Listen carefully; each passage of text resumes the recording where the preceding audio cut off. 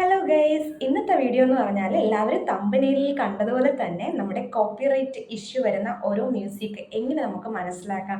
നമ്മുടെ ചാനലിൽ നമ്മൾ ബാക്ക്ഗ്രൗണ്ടായിട്ട് ഒരുപാട് മ്യൂസിക്കുകൾ ആഡ് ചെയ്യും അല്ലേ.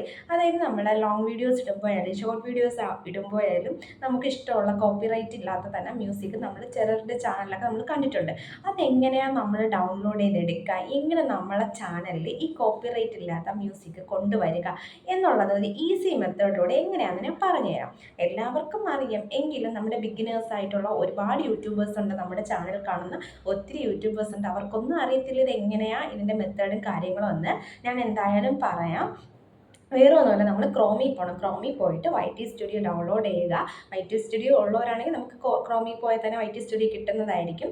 YT സ്റ്റുഡിയോ എടുത്തതിന് ശേഷം നമ്മുടെ സെറ്റിങ്സ് ഓപ്ഷൻ കാണും. ഈ താഴെ സെറ്റിംഗ് മോഷൻ, പിന്നെ അതുപോലെ തന്നെ അതിൻ്റെ തൊട്ടടുത്ത് മ്യൂസിക് ഓപ്ഷൻ കാണും. ഞാൻ ഇതിൻ്റെയൊക്കെ സ്ക്രീൻ റെക്കോർഡിങ് പറ്റുമെങ്കിൽ ഇതിൽ ആഡ് ചെയ്യാൻ ശ്രമിക്കാം. അപ്പോൾ നമ്മുടെ മ്യൂസിക് എടുക്കുക. മ്യൂസിക് എടുത്തതിന് ശേഷം നമ്മൾ അതെന്ത് ചെയ്യണം, ആ മ്യൂസിക്കിനെ നമ്മൾ എവിടെ ആഡ് ചെയ്യണം.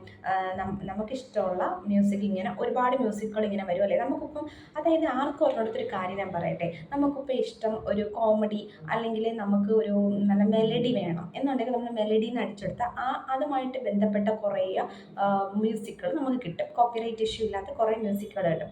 അതല്ല, നമുക്കൊരു ഹൊറർ ടൈപ്പ് മ്യൂസിക്കുകളാണ് ആവശ്യമെങ്കിൽ നമ്മൾ ഹൊറർ എന്ന് ടൈപ്പ് ചെയ്യുമ്പോൾ തന്നെ നമുക്ക് അതിൻ്റെ ഒരുപാട് മ്യൂസിക്കുകൾ കിട്ടും. ഇത് ആർക്കും അറിയത്തില്ല കേട്ടോ. അങ്ങനെ നമുക്ക് എൻ്റർടൈൻമെൻ്റ് ആയിട്ട് എന്ത് തരം മ്യൂസിക്കുകൾ വേണമെങ്കിലും നമ്മുടെ YT സ്റ്റുഡിയോയിൽ മ്യൂസിക് ആ ഒരു ഓപ്ഷനിൽ നിന്ന് നമുക്ക് എടുക്കാം. എന്നിട്ട് നമ്മൾ നമ്മുടെ ചാനലിലോട്ട് അതിനെ ഇംപ്ലിമെൻറ്റ് ചെയ്യാം.